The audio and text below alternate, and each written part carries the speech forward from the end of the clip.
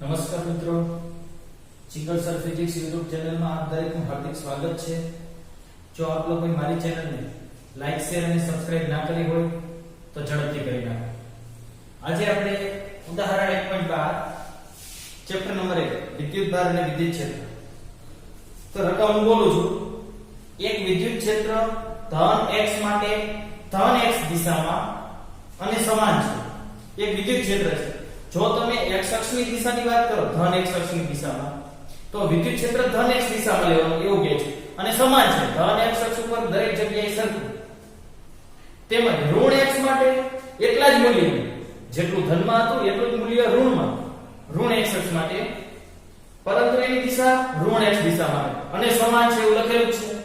એટલા જ મૂલ્યનું સમાન વિદ્યુત ક્ષેત્ર પરંતુ ઋણની વાત કરો ત્યારે ઋણ x અક્ષમાં ધનની વાત કરો ત્યારે ધન x અક્ષમાં અને એની કિંમત આપેલી છે E સદિશ બરાબર ઘાટો લખેલો જો E 200 I caret newton per coulomb E x greater than 0 માટે એટલે આનો અર્થ શું થાય x ગ્રેટર ધેન 0 એટલે ધન x અક્ષ તો એના માટે E કેટલા લેવાના તો કે 200 I caret newton per coulomb.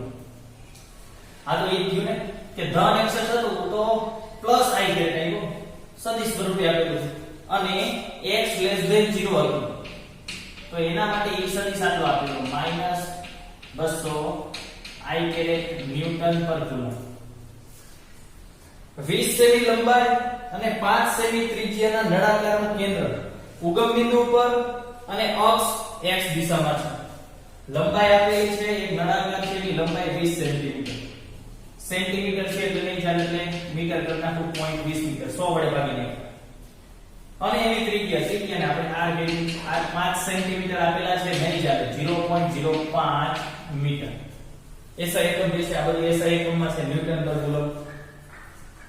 ઈ એવું એક નળાકાર છે એનું કેન્દ્ર ઉગમ બિંદુ ઉપર છે અને એની અક્ષ x અક્ષ દિશામાં જેથી એક સપાટી રહે ઈ x બરાબર +10 સેન્ટીમીટર અને બીજી x બરાબર -10 સેમી આગળ છે અને એની આકૃતિ તમને આપેલી છે રકમમાં કીધેલું છે જુઓ આકૃતિમાં બરાબર એટલે રકમ વાંચશો તો ખબર પડશે।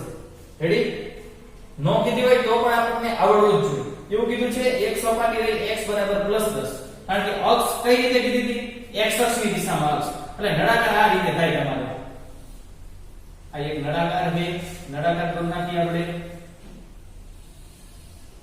ચાલો આ એક નળાકાર બનાવીએ। આ નળાકારનું કેન્દ્ર એટલે આ જગ્યા ઈ ક્યાં હે ઉગમ બિંદુ ઉપર હે એટલે આ રીતે આ y અક્ષ થાય અને આ x અક્ષ થાય।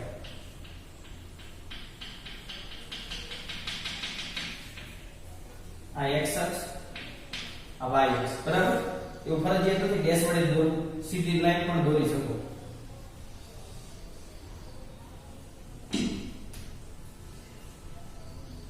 ચાલો આવી રીતે આપણે ઉગમ બિંદુ પર એટલે એવું કીધું કે એક સપાટી રહે એની એક સપાટી એ x બરાબર 10 સેન્ટીમીટર આ 0 હોય કારણ કે ટોટલ લંબાઈ તમને 20 આવી હતી જો નળાકારની ટોટલ લંબાઈ 20 સેન્ટીમીટર તો એક સપાટી રહે એ 10 સેન્ટીમીટર x બરાબર 10 + 10 સેમી કહેવાય આ જગ્યાએ અને બીજી સપાટી x બરાબર -10 કહેવાય। આ ખબર પડી કેમ અક્ષ ઉપર 1 2 3 એમાં 10 છે કારણ કે આ ઉગમ બિંદુ પર છે અને રકમમાં આપેલું જ છે શું આપેલું છે કે એક સપાટી રહી +10 અને બીજી સપાટી x બરાબર -10 ઉપર છે।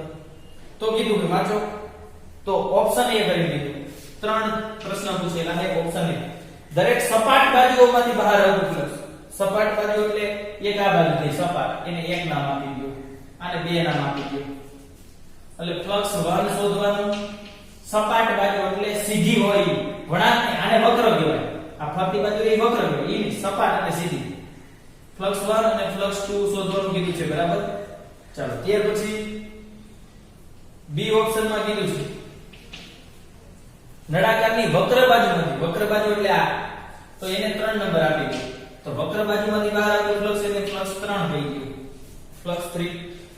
ઓપ્શન સી નળાકારમાંથી બહાર આવતું કુલ ફ્લક્સ ને 5 થઈ ગયો ટોટલ ફ્લક્સ કેટલું થાય જેટલી બાજુમાં હોય એટલું થાય 1 2 3 બાજુ થાય પછી એનો કે થાય ઉપર ને નીચે કારણ કે વક્ર એટલે બધું આવી ગયું વક્ર એટલે વળાંક એટલે આ ક્યાંથી આવી ગયું આ એક બાજુ આ આખી અલગ રેડી એટલે એ ત્રણેયનો સરવાળો એટલે કુલ ફ્લક્સ અને ઓપ્શન ડી માં શું કીધું એ જો તો ઓપ્શન ડી માં કીધું છે નળાકારની અંદર કુલ વિદ્યુતભારને Q કહીએ Q શોધવાનું કીધું ચાલો તો કઈ રીતે ગણશું ફ્લક્સ શોધવાનું કીધું છે તો આપણને ફ્લક્સ માટેના સૂત્ર આવડવા જોઈએ ગાઉસનો નિયમ શું હતો E ડેલ્ટા E સદિશ ડોટ ડેલ્ટા S સદિશ બરાબર Q બાય એપ્સિલોન 0 રેડી આ નિયમ આપણને આપેલો છે રેડી ચાલો હવે જોઈએ બરાબર સમજો હવે આપણને જે કીધું છે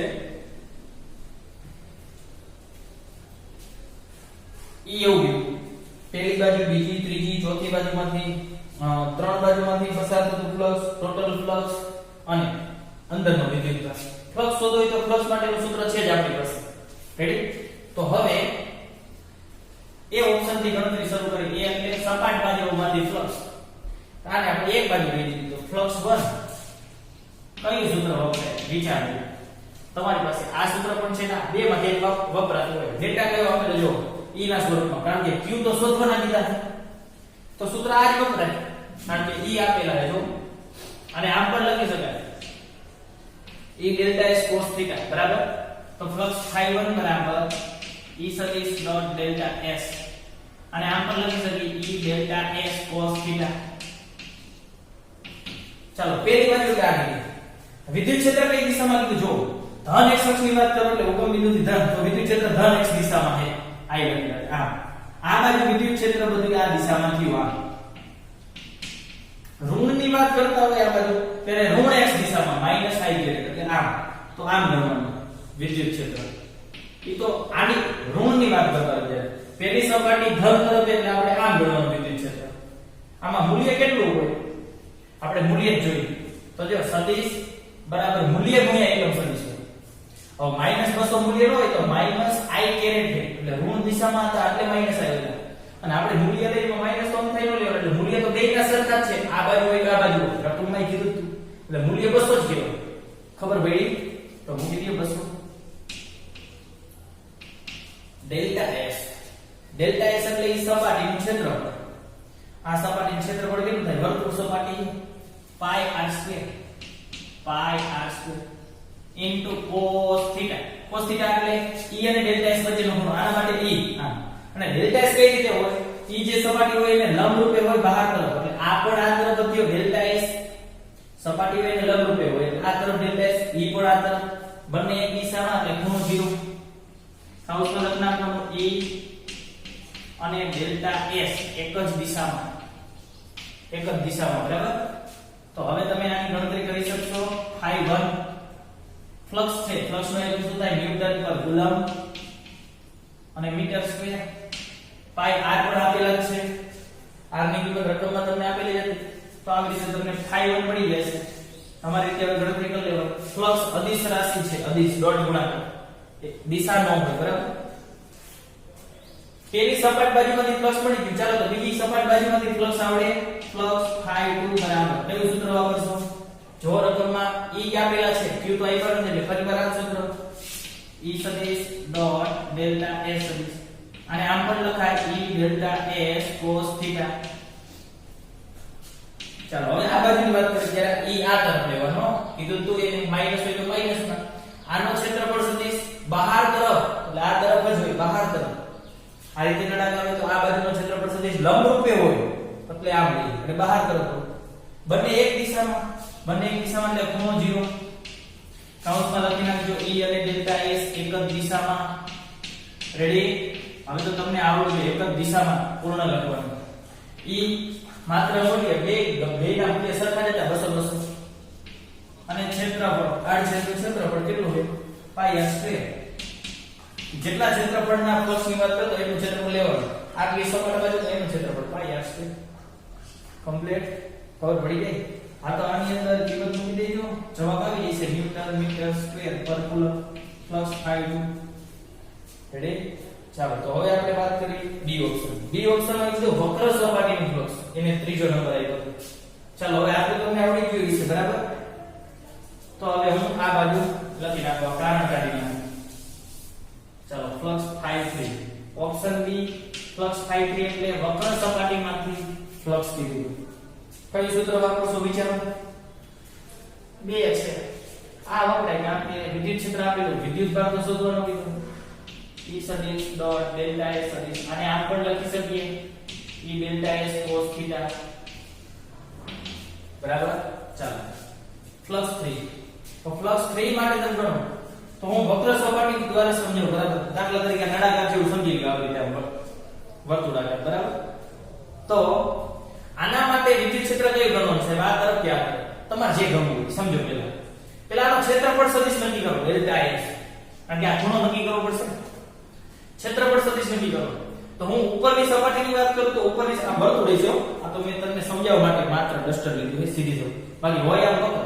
પણ એનો ક્ષેત્રફળ સદિશ ઉપરના બિંદુની વાત કરું, આયનો કોઈ પણ બિંદુ, તો એનો ક્ષેત્રફળ સદિશ લંબ રૂપે બહાર તરફ હોય, આ રીતે ઉપર તરફ.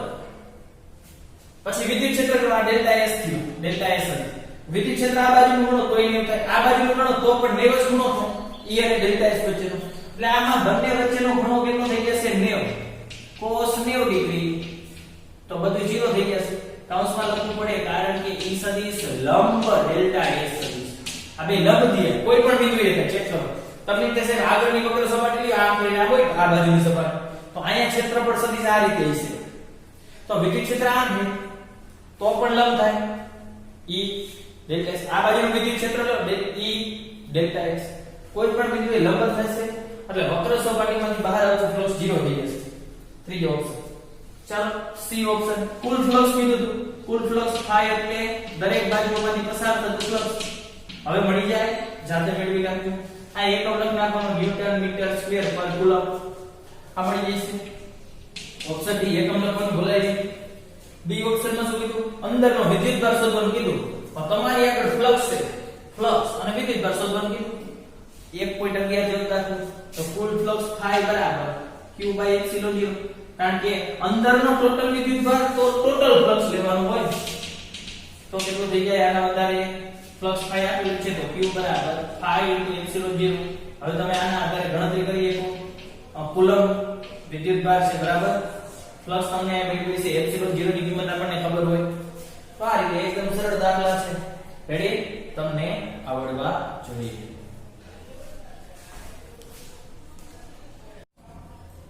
ચાલો મિત્રો, ત્યાર પછી આગળનો પ્રશ્ન આઈએમપી પ્રશ્ન. હવે જે આપણે પ્રશ્ન ભણવાના છે તે ગૌસના નિયમના ઉપયોગો છે.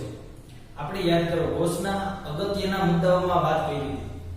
કોઈ એવો તંત્ર હોય કે જે સમમિતિ ધરાવતા હોય ને એવા તંત્ર વડે આપણે વિદ્યુત ક્ષેત્ર મેળવવું હોય તો ગૌસના નિયમનો ઉપયોગ કરી યોગ્ય ગૌસિયન સપાટી વિચારી તો એના વડે સરળતાથી વિદ્યુત ક્ષેત્ર ગણી શકાય.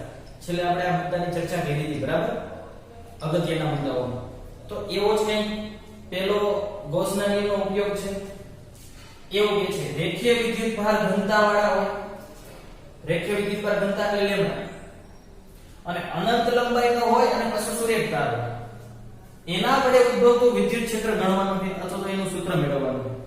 બીજું, ઘણી વખત એમસીક્યુ માં પૂછાય વિદ્યુત ફ્લક્સ શોધો, એવું તો આપણે સાંભળ્યું છે, બરાબર.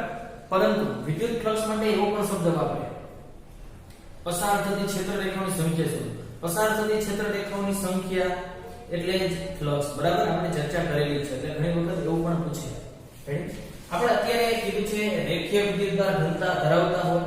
રેખીય વિદ્યુતભાર ઘનતા એટલે એકમ લંબાઈમાં વિદ્યુતભાર, એકમ લંબાઈમાં જે જથ્થો સમાયેલો વિદ્યુતભાર એને આપણે રેખીય વિદ્યુતભાર ઘનતા કહીએ. એવો અનંત લંબાઈનો સીધો તાર લેવાનો, સુરેખ તાર. ચાલો આપણે આકૃતિ દોરી એટલે ખ્યાલ આવશે. ચાલો, અનંત લંબાઈનો સીધો તાર લેવાનો આપણે. ચાલો, સીધો તાર અનંત લંબાઈનો એટલે આમ હાલ્યો જ જાય છે. અનંત લંબાઈનો કીધું, આમ પણ ચાલ્યો જ જાય છે અનંત લંબાઈ. રેડી? આના ઉપર અત્યારે હું ધારો કે પ્લસ વિદ્યુતભાર છે, ઋણ પણ હોઈ શકે. કેમ? રેખીય વિદ્યુતભાર ઘનતા એટલે શું થાય? એકમ લંબાઈમાં વિદ્યુતભાર, એટલે આના ઉપર વિદ્યુતભાર તો છે. એકમ લંબાઈમાં એટલો વિદ્યુતભાર સતત હોય એવો અનંત લંબાઈનો તાર, અને વિદ્યુતભાર હોય તો જ વિદ્યુત ક્ષેત્ર ઉત્પન્ન હોય. માત્ર તાર હોય તો વિદ્યુત ક્ષેત્ર ઉદ્ભવે નહીં. તો આવા તાર વડે ઉદ્ભવતું વિદ્યુત ક્ષેત્ર ગણો. આજુબાજુના કોઈ પણ વિસ્તારમાં કીધું નથી. દાખલા તરીકે આ તારને કેન્દ્ર તરીકે લઈ ઈ બિંદુને નામ આપે O. અહીંયાથી દાખલા તરીકે આપણે P બિંદુએ વિદ્યુત ક્ષેત્ર શોધવું. OP અંતર R ગયું. સમજો શું કરી તો પેલા લખી નાખવું. આકૃતિમાં રેખીય વિદ્યુતભાર ઘનતા એટલે લેમ્ડા જેટલી રેખીય વિદ્યુતભાર ઘનતા ધરાવતો અને અનંત લંબાઈનો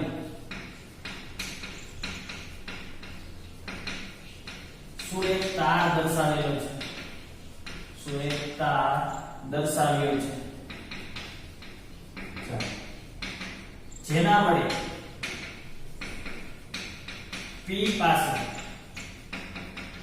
કુલ વિદ્યુત ક્ષેત્ર E તમારે પૂર્ણ વિદ્યુત ક્ષેત્ર E મેળવવું છે. P બિંદુ આપણે પછી P બિંદુ નજીક પણ હોઈ શકે દૂર પણ હોઈ શકે. આપણે લઈ લીધું R જેટલા અંતર. હવે સમજો આ તાર છે એવું વિચારો સીધો તાર અનંત લંબાઈ. તો P બિંદુ આપણે R અંતરે આવી છે. તો R અંતરે હું અહીંયા લઉં તો પણ P બિંદુ થાય. આ બાજુ લઉં તો પણ થાય. આ બાજુ લઉં તો પણ થાય. આ બાજુ એટલે ફરતી બાજુ R અંતરે આવા કેટલાય P બિંદુ હોય. કેટલાય બિંદુઓ હોય તો એ દરેક બિંદુ રહ્યા ઈ તારથી સમાન અંતરે આવેલા. સમાન અંતરે એટલે દરેક P જેવા બિંદુઓ થાય એટલે એનું વર્તુળ દોરશો તો આ રીતે વર્તુળ થઈ જશે.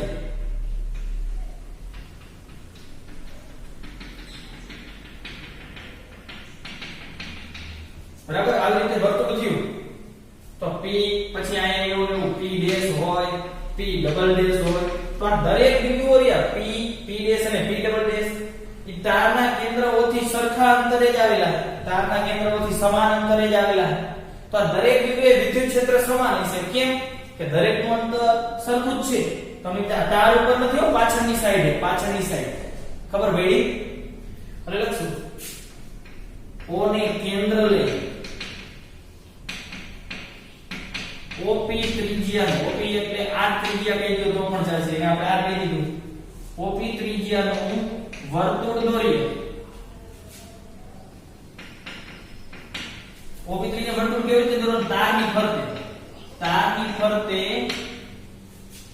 ફરતે ત્રિજ્યાનું વર્તુળ તારની ફરતે દોરીએ તો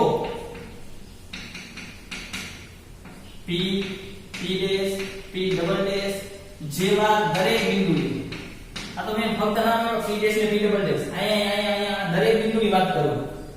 દરેક બિંદુએ વિદ્યુત ક્ષેત્ર કેવું છે? દરેક બિંદુએ E સમાન હોય. જે દરેક બિંદુએ વિદ્યુત ક્ષેત્ર સમાન હોય તો એવા દરેક બિંદુને તેથી આવા બિંદુને સમતુલ્ય બિંદુઓ કહેવાય. ખાસ યાદ રાખજો કેવા બિંદુઓ કહીશું? સમતુલ્ય બિંદુ કહે છે. સમતુલ્ય બિંદુ એટલે શું? કે જે બિંદુઓએ વિદ્યુત ક્ષેત્ર સમાન કારણ કે દરેક બિંદુઓ રહ્યા એ એકબીજાથી સરખા અંતરે આવેલા અને દરેક જગ્યાએ વિદ્યુત ક્ષેત્ર કેવું હોય છે? એક સરખું. બસ આકૃતિ આપણી પૂર્ણ થઈ ગઈ. એક અનંત લંબાઈનો સુરેખ તાર એના ઉપર વિદ્યુત ભાર એટલે વિદ્યુત ભાર રેખીય ઘનતા એટલે ચોક્કસ વિદ્યુત ભાર કે આટલી લંબાઈ હોય એકમ લંબાઈમાં q જેટલો વિદ્યુત ભાર એટલે એને કહેવાય રેખીય વિદ્યુત ભાર ઘનતા. એટલે આટલી લંબાઈ વાળો અનંત સુધી છે એટલે આપણે અનંત સુધી દોષ નાખ્યું. એના વડે વિદ્યુત ક્ષેત્ર મેળવવું પણ આપણને ખબર પડી કે આવા તો કેટલાય બિંદુ પડે એટલે દરેક બિંદુને કહેવાય સમતુલ્ય બિંદુ. કમ્પ્લીટ. ચાલો હવે જોઈએ. હું અહીંયા પેલા એક નાનો એવો ભાગ લઈ લઉં. શું કરું? નાનો એવો ભાગ બરાબર સમજો. આ ભાગને નામ આપી દઈએ આપણે T1 ભાગ. એવી જ રીતે અહીંયા બીજો એવો નાનો એવો ભાગ લઈએ T2 ભાગ. કારણ કે આખો અનંત લંબાઈનો તાર છે રેખીય વિદ્યુત ભાર વિતરણ ધરાવે. મેં વાત કરી કે જ્યારે પણ વિદ્યુત ભારના સતત વિતરણ આવે સતત જ વિતરણ કહેવાય ત્યારે દાખલા હોય કે થિયરી હોય કઈ રીતે શોધાય? સંકલન કે સરવાળા. પરંતુ દરેક કેસમાં આવું ન હોય.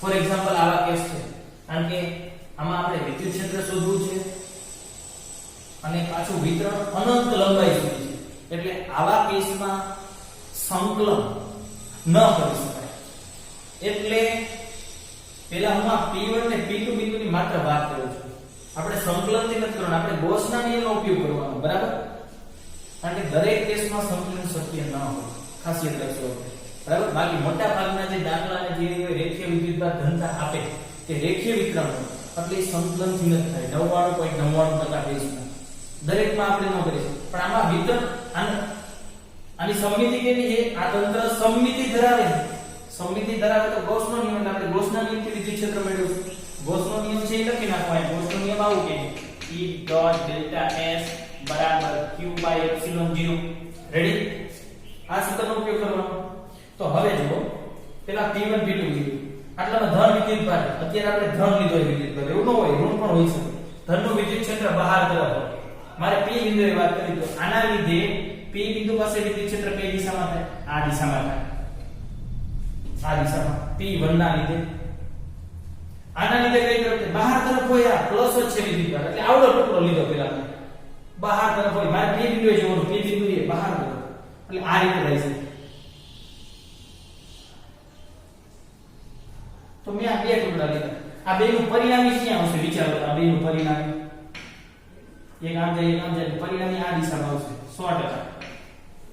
100% તાર છે આના લીધે આ વિદ્યુત ક્ષેત્ર આમ ઉપર આના લીધે આ P1 ટુકડો લીધો P1 ના લીધે આમ નીચે તરફ આ તરફ આ નીચેનો P2 ટુકડો એક આમ જાય એટલે અંતિમ કઈ રીતે આવશે તારને લંબરૂપે બહાર જતી દિશામાં આવશે એટલે આ તારને લંબરૂપે બહાર જતી દિશામાં કુલ વિદ્યુત ક્ષેત્ર તો આપણે લખશું અહીં P1 અને P2 ના લીધે વિદ્યુત ક્ષેત્ર આકૃતિમાં દર્શાવેલા છે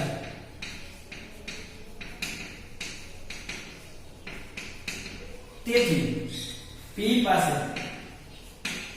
P પાસે કુલ ક્ષેત્ર કુલ વિદ્યુત ક્ષેત્ર કઈ દિશામાં મળશે P પાસે એટલે આ ભાગ લીધો હજી આ પાય લેશો તો આઉટ થશે આ બીજો ભાગ લેશો તો એના લીધે આમ નીચે મળશે પાછો આ બીજો લેશો તો આમ પડશે ઈ બેનું પરિણામી તો આમ જ આવશે સમજી શકો તેથી P પાસે કુલ વિદ્યુત ક્ષેત્ર કઈ દિશામાં આવશે તો આમ લખી શકાય તારને લંબ રૂપે બહાર જતી દિશામાં અંદર જતી દિશામાં P પાસે કુલ વિદ્યુત ક્ષેત્ર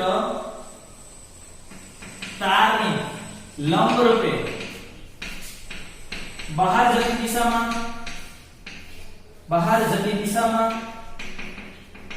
અથવા અંદર જતી દિશામાં આવે સમજો શું કહેવા માંગે બહાર ક્યારે હોય આ પ્લસ હતા એટલે બહાર તરફ ગયું એટલે બહાર તરફ ક્યારે હોય તો લેમ્ડા ગ્રેટર ધેન 0 સમજાવો અંદર જતી દિશામાં ક્યારે હોય તો કે લેમ્ડા લેસ ધેન 0 હોય લેમ્ડા એટલે શું થાય વિચારો લેમ્ડા નું સૂત્ર આવશે q/l ભણી ગયા આપણે લેમ્ડા પ્લસ માઈનસ કે લંબાઈ તો પ્લસ જ હોય લંબાઈ પ્લસ જ વિદ્યુતભાર પ્લસ કે માઈનસ હોય આ પ્લસ હોય તો જ આ પ્લસ મળે આ માઈનસ હોય તો જ માઈનસ મળે તો સમજો પ્લસ વિદ્યુતભાર હોય તો આ પ્લસ મળે તો પ્લસ વિદ્યુતભારનું વિદ્યુત ક્ષેત્ર બહાર તરફ હોય તો બહાર જતી દિશામાં વિદ્યુત ક્ષેત્ર ક્યારે મળે લેમ્ડા ધન હોય ધન એટલે 0 કરતા મોટા હોય અંદર જતી દિશામાં ક્યારે મળે ઋણ હોય તો ઋણ હોય એટલે ઋણ વિદ્યુતભાર હોય તો જ લેમ્ડા ઋણ મળે એનો અર્થ વિદ્યુત ક્ષેત્ર અંદર જતી દિશામાં પણ લંબ રૂપે બહાર જતી દિશામાં અથવા તેને એમ પણ કહેવાય ત્રિજ્યાવર્તી દિશા જો તો ત્રિજ્યા છે આ ત્રિજ્યાની દિશામાં આ પછી આ હોય તો આમ મળે બહાર તરફ હોય રૂપમાં આ હોય આયા આ તરફ આયા હોય તો આમ મળે આયા હોય તો પાછળ તરફ આયા હોય તો આમ મળશે આયા હોય તો આમ મળશે લંબ રૂપે બહાર જતી ત્રિજ્યાવર્તી દિશામાં ક્લિયર થઈ ગયું આપણે બે ત્રણ વસ્તુની ચર્ચા કરી વિદ્યુત ક્ષેત્ર સદિશ રાશિ છે એટલે એના દિશાની પહેલા વાત કરી આપણે બાકી તો આકૃતિનું વર્ણન છે બાકી પહેલા દિશાની વાત કરી અને આપણે ખબર પડી કે P જેવા દરેક બિંદુ એ સમતુલ્ય બિંદુ કહેવાય કારણ કે વિદ્યુત ક્ષેત્ર સમાન હોય હવે આપણે એના મૂલ્યની વાત કરીએ તો મૂલ્ય મેળવવા માટે શું કરવું પડે વિચારો ફ્લક્સ કારણ કે ગૌસના નિયમનો ઉપયોગ કરવાનો એટલે પહેલા ફ્લક્સ શોધવો પડશે તો ફ્લક્સ શોધવા માટે આપણે કીધેલું યોગ્ય ગાઉસિયન સપાટી વિચારવી પડે. ચાલો તો એના માટે આપણે યોગ્ય ગાઉસિયન સપાટી વિચારીએ. ચાલો હું અહીંયા જ આકૃતિ દોરું. હવે માત્ર એક તાર દોરવાની સીધે સીધું.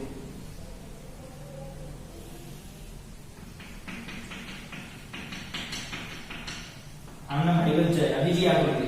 આ પેલી આકૃતિ એ હતી, આકૃતિ B. તો આપણે કીધું ગમે તેવા આકારની ગૌસિયન સપાટી વિચારી શકાય. હા, પણ કેવી લેવાની? આપણે એવું કીધું કે જેનું ફ્લક્સ શોધવાનું હોય, અત્યારે આપણે વિદ્યુત ક્ષેત્ર શોધવું, પણ વિદ્યુત ક્ષેત્ર શોધવા માટે તેનું ફ્લક્સ શોધવું પડશે. વિદ્યુત ક્ષેત્ર શોધીએ તો ફ્લક્સ શોધવું પડશે. એટલે જેનું ફ્લક્સ શોધવાનું હોય એવો દરેક વિદ્યુત ભાર એમાં ઘેરાઈ જવો જોઈએ. એવી રીતે તમારે ગૌસિયન સપાટી લેવાની. તો હું આવી સપાટી લઉં ને, આવી નળાકાર આકારની જોઈએ.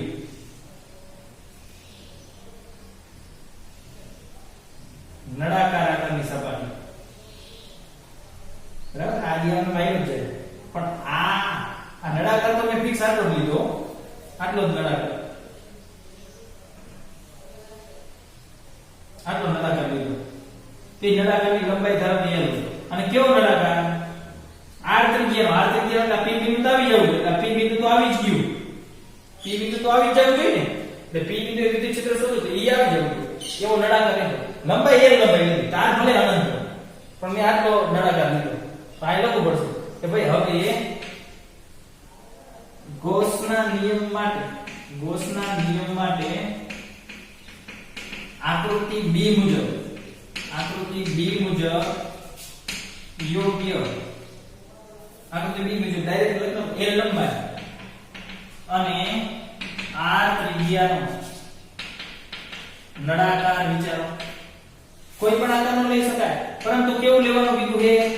એ વિદ્યુત ભાર ઘેરાઈ જવો જોઈએ. એટલે આપણે આવો આકાર લીધો, L લંબાઈ, r ત્રિજ્યા. અહીંયાથી પણ આ r ત્રિજ્યા થાય, કારણ કે આ અંતરે r જ કહેવાય. ખબર પડી? તો હવે ગૌસના નિયમ માટે પહેલા આપણે શું કરવું પડે? ફ્લક્સ શોધવું પડે. ફ્લક્સ મળી જાય તો આપણને આ મળી જશે. રેડી? ચાલો વિચારો. હવે જો ફ્લક્સ શોધી નાખીએ આપણે. પહેલા હું ફ્લક્સ જ શોધીશ. ખાસ યાદ રાખજો. ફ્લક્સ કેના લીધે મળશે? વિચારો. ટોટલ ફ્લક્સ માત્ર વક્ર સપાટીના લીધે જ ફ્લક્સ હશે. કેમ? આ બંને સપાટીનું ફ્લક્સ 0 થઈ જાય. વિચારો. આ સપાટીનું ક્ષેત્રફળ સદિશ ઉપર તરફ આવે, આ સપાટીનું ક્ષેત્રફળ સદિશ ઉપર, અને વિદ્યુત ક્ષેત્રની દિશા નક્કી કરી નાખી. આ રીતે હોય અથવા આ બાજુ વિચારો આમ હશે, લંબ જ થાય દિશા. અહીંયા હોય ને વિદ્યુત ક્ષેત્ર આમ હોય, અહીંયા હોય તો આમ હોય વિદ્યુત ક્ષેત્ર આમ, બાકી આનું ક્ષેત્રફળ સદિશ ઉપર તરફ. એટલે કોઈ એમ વિચારશે અહીંયા વિદ્યુત ક્ષેત્રની આમ થયું અને અહીંયા ક્ષેત્રફળ સદિશ આમ થાય તો બે નેવ નો થાય, નેવ જ થાય. કઈ રીતે?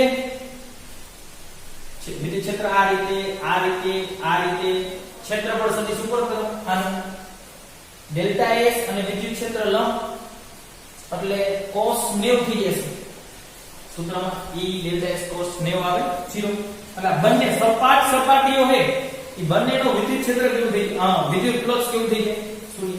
એટલે જે ફ્લક્સ મળશે માત્ર કઈ સપાટીના લીધે મળશે? આ રાઉન્ડ જે વક્ર સપાટી છે એના લીધે જ મળશે. ખબર પડી? છતાંય આપણે મેળવી નાખીએ. ચાલો તો આપણે આવી રીતે લખવું પડશે. કુલ ફ્લક્સ phi બરાબર શું થઈ જાય? phi1 phi2 phi3. આપણે ફ્લક્સ મેળવવાનું છે. ફ્લક્સ મળી જાય. ફ્લક્સ નું સામે સૂત્ર છે E delta S cos theta. E રાખી દીધો. પછી આપણે રાખી ચાલે. પછી આપણે આ મૂકશું. બરાબર? Flux phi1. ચાલો સપાટી નામ આપજો. આ પહેલી સપાટી અને બીજી સપાટી કઈ ગયો? 2 અને આને 3 દીધો વક્ર સપાટી. તો E delta S cos theta 1. પછી આને 1 2 નામ આપો તો ભલે ન આપો તો ચાલશે. ખૂણા અલગ અલગ છે એટલે હોઈ શકે અલગ અલગ, સમાન પણ હોઈ શકે. આ સમજી શકો? અને વિદ્યુત ક્ષેત્ર તો હલતું છે દરેક બિંદુ હોય એટલે E ક્ષેત્રફળ અલગ અલગ હોઈ શકે. એટલે ડેલ્ટા S પણ આપી શકો. ન આપો તો પણ ચાલશે. ખાલી સૂત્ર લખો E delta S cos theta વત્તા E delta S cos theta. આ સમજાણો? ચાલો જોવો તો. પેલા માટે આના માટે ક્ષેત્રફળ સદિશ આમ, વિદ્યુત ક્ષેત્ર આમ અથવા આમ 90 E ડેલ્ટા S cos 90. ચાલો બીજી સપાટી એટલે આ છે ક્ષેત્રફળ સદિશ લંબ રૂપે નીચે તરફ, અને વર્તુળાકાર સપાટી નીચે તરફ હોય, નીચે તરફ ક્ષેત્રફળ સદિશ વિદ્યુત ક્ષેત્ર E ડેલ્ટા S cos 90 વત્તા અહીં વક્ર સપાટી, તો વક્ર સપાટીનો ક્ષેત્રફળ સદિશ લંબરૂપે બહાર તરફ જો આ તરફ, તો આ જગ્યાએ વિદ્યુત ક્ષેત્ર E તરફ જ છે, એક દિશામાં E ડેલ્ટા S એક દિશામાં એટલે cos 0 સમજો. આનો ક્ષેત્રફળ સદિશ આને લંબરૂપે હોય આ તરફ, તો આ જગ્યાએ વિદ્યુત ક્ષેત્ર આ દિશામાં, તો આ જગ્યાએ વિચારવાનો ક્ષેત્રફળ સદિશ આ, તો આ જગ્યાએ વિદ્યુત ક્ષેત્ર આ દિશામાં ખબર પડી જાય એટલે cos 0 એટલે આ બે 0 થઈ ગયું એટલે માત્ર આનું વધ્યું. શું વધ્યું? E ડેલ્ટા S cos 0 એટલે આ બે 0 થઈ ગયા એટલે લખતો નથી, તમારે લખવાના 0 વત્તા 0 પછી આ પદ લખજો. બરાબર, હું ડાયરેક્ટ લખી નાખું. તો આ કોનું ક્ષેત્રફળ આવ્યું? કઈ સપાટીથી? વક્ર. તો વક્ર માટે મૂકો. ચાલો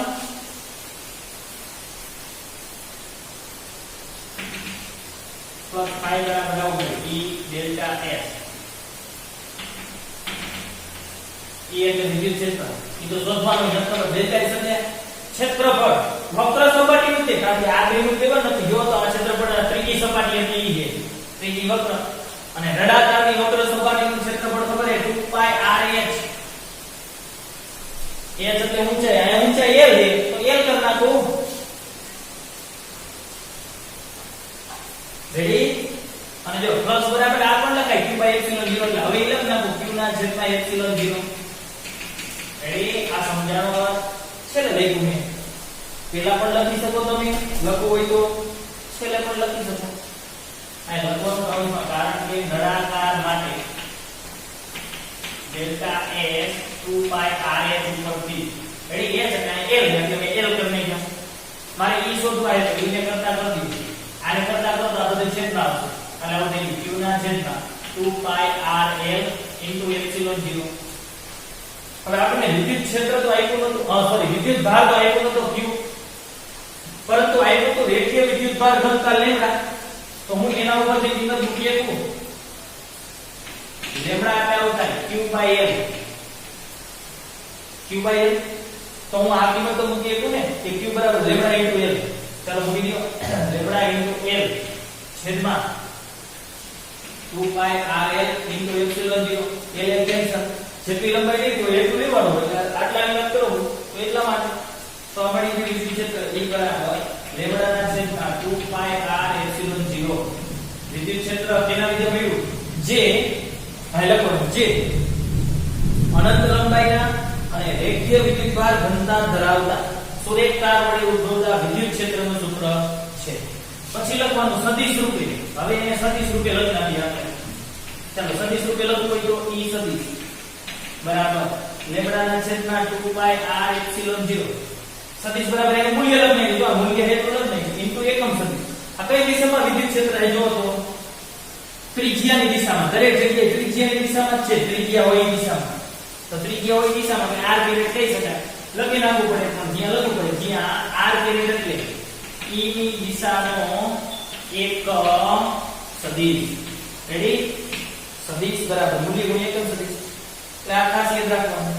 જો વિદ્યુત ભાર ઉપર આધાર નથી રાખતો, વિદ્યુત ભાર ત્રિજ્યાના વ્યસ્ત પ્રમાણમાં છે એટલે E અને r નો આલેખ કેવો થાય? વ્યસ્ત થાય. ખાસ યાદ રાખવાનું.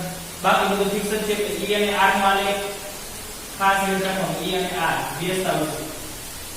રેડી? એક સૂત્રમાં નથી તો આપણે યાદ રાખવું. અહીં તમારો પ્રશ્ન પૂર્ણ થાય. એકદમ સરળ. આપણે વિદ્યુત ક્ષેત્ર શોધો એટલે ફ્લક્સ શોધવું પડે. ફ્લક્સ થી શરૂઆત કરી. ફ્લક્સ દાખલા આ બે 0 cos 90 એટલે 0 થઈ ગયું. આ એક સપાટી થઈ. પછી મારે q ના સ્વરૂપમાં જોવું એટલે q/epsilon 0 મૂકી દીધું. E ને કરતા કરો વિદ્યુત ક્ષેત્ર શોધો, ફ્લક્સ નો શોધો. વિદ્યુત ક્ષેત્ર એટલે E શોધી નાખ્યું. રેડી? તો આ રીતે તમને આ સૂત્ર મળ્યું. હજી જો MCQ માટે યાદ રાખો, ખાલી MCQ માટે. આ પ્રશ્ન પૂરો થઈ ગયો. આ પ્રશ્ન પૂરો. તો MCQ માટે યાદ રાખો. તમને આ E આ રીતે મળ્યા. E બરાબર લેમ્ડા ના છેદમાં 2π R epsilon 0. હું બે વડે ઉપર નીચે ગુણી નાખું એટલે આવું થઈ ગયું 2 લેમ્ડા છેદમાં 4π R epsilon 0. આ તો એ છે ને ઉપર બે વડે ગુણ્યા નીચે બે વડે ગુણી નાખ્યા. હવે 1 ના છેદમાં 4π epsilon 0 એટલે શું થઈ ગયું કે 2k લેમ્ડા છેદમાં r. આવો પણ સૂત્ર થાય k ના સ્વરૂપમાં.